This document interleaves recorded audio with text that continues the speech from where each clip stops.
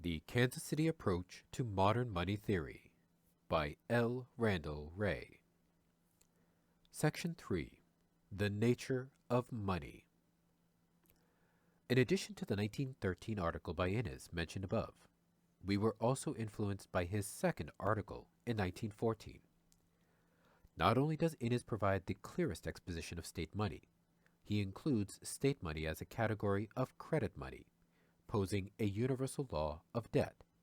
The issuer of a debt must accept it back in payment. This applies equally to government, to banks, and to non-bank entities, not disregarding the different degrees of acceptability of liabilities discussed above. Innes called this redemption, when a taxpayer returns to the government its currency in payment of taxes. Both the taxpayer and the government are redeemed. The taxpayer is no longer in tax debt, and the government's obligation to accept its own currency is also fulfilled. Quadruple entry bookkeeping shows that two assets and two liabilities are simultaneously struck from the balance sheet of the two parties. What then is the nature of money? First, there is the money of account, the unit of measurement which records First, there is the money of account, the unit of measurement in which records are kept. Second, there is the record itself. Keynes, 1930-1976, distinguishes between the two, calling the money of account the name or description, and the record itself the thing. Quote, "The state therefore comes in first of all as the authority of law, which enforces the payment of the thing which corresponds to the name or description in the contracts." End quote.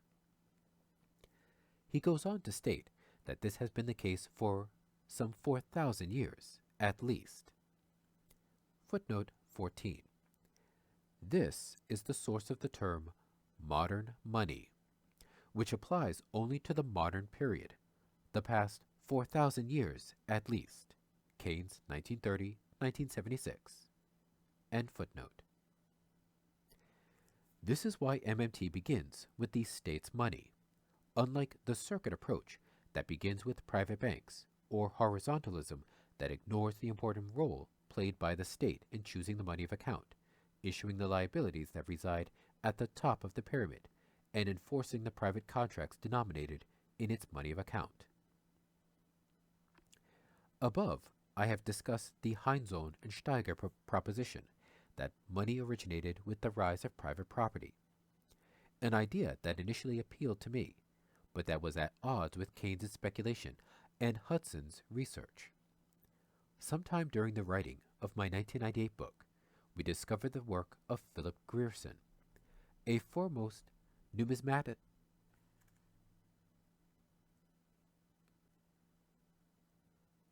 Sometime during the writing of my 1998 book, we discovered the work of Philip Grierson, a foremost numismatologist who speculated on money's origins in a short book, Grierson, 1977, providing a convincing alternative.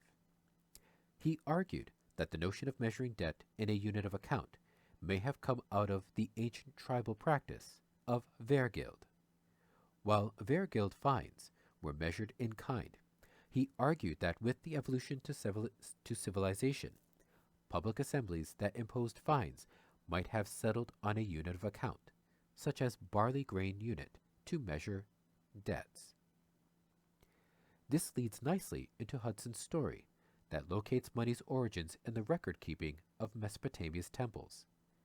That also explains the close religious connection of many terms having to do with money and debt, such as redemption and debt jubilee, and why debt and sin are synonymous.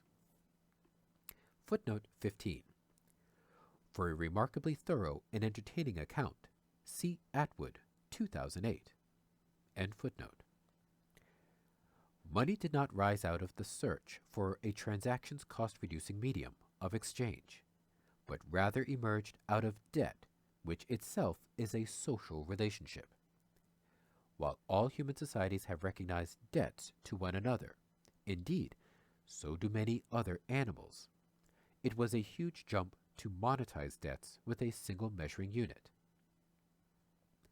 As Grierson insists, this is much more difficult than coming up with a convenient measure for length, weight, or volume, although each of those would also have required social consensus.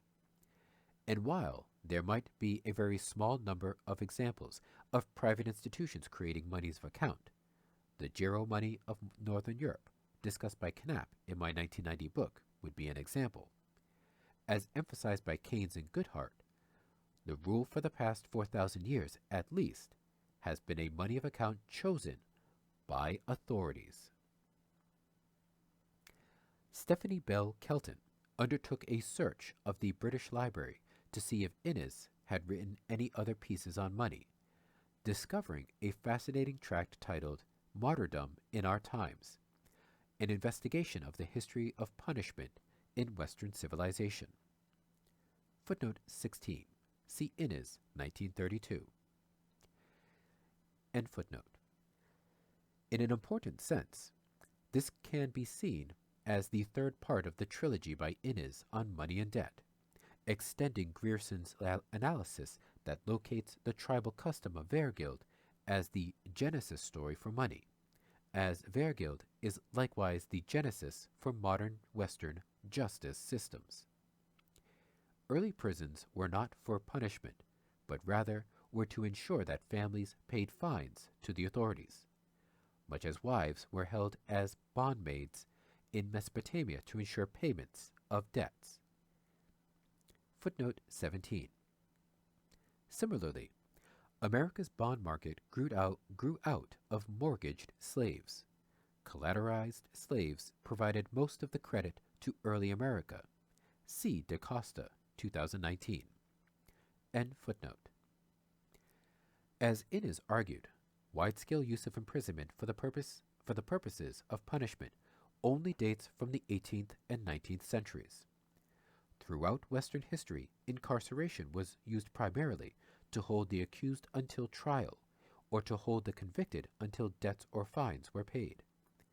The modern notions that the guilty should be held in prison to punish and or reform them, or to force them to, quote, pay their debt to society in redemption, end quote, were foreign to concepts of justice until remarkably recently. Footnote 18. The verb to pay derives from to pacify, in indicating the original purpose of such compensations, which was to prevent blood feuds from developing. End footnote.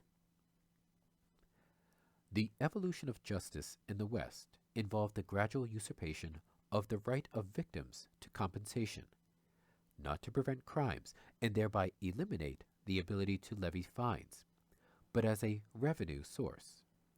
With the development of capitalism and the concomitant development of an underemployed and displaced class, crimes committed by those without the ability to pay increased, leading to expanded use of the death penalty. As victims had gradually become excluded from compensation, they quite naturally supported greater use of capital punishment. Footnote 19. In practice, however, societies rarely carried out such severe sentences. The Mediterranean nations tended to commute death sentences to serve in the galleys, while the Northern European nations commuted them to transportation, banishment to the colonies. End footnote. Holding large numbers of prisoners was costly, so prisoners would be rented out as cheap labor, especially after slavery ended. When there was a shortage of labor, sheriffs would make arrests to replenish chain gangs of workers. While labor unions managed to limit use of prison labor during the 1930s, penal Keynesianism, use of prison labor by some of the biggest corporations in the world, made a comeback in the 1990s. Footnote 20. See Wray 2000 and Pigeon and Wray 2000. End footnote.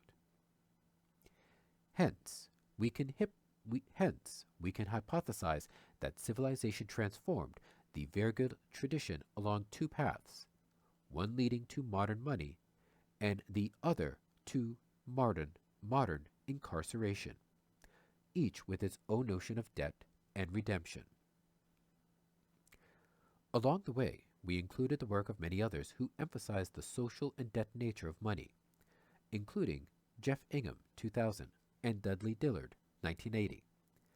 The principle of redemption was best illustrated by Farley Grubb, 2019, in relatively recent work on colonial American paper currency, which had also caught the eye of Adam Smith. As he shows, because the early colonies were prohibited from issuing coins and forced to rely on an insufficient supply of British currency, they hit on the idea of issuing paper money. A colony would pass a law authorizing the printing of a specific number of notes to be directly spent. At the same time, they would pass a new tax law that would be expected to raise an amount of revenue over several years that was more or less equal to the value of the notes issued. As tax revenue came in, the notes would be burned. The taxes were called redemption taxes, acknowledging the recognized purpose. Taxes are for redemption, not for finance spending. The spending would have already been financed as the notes were issued, so the purpose of the tax was to create a demand for the notes to be used to pay taxes. Once redeemed, the revenue served no other purpose.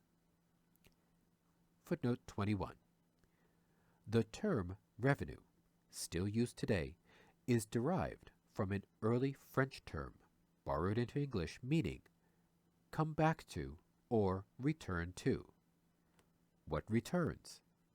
The notes that are spent first. Tax revenue refers to returning to the issuer the currency that has already been spent. This is redemption of the currency, as discussed above.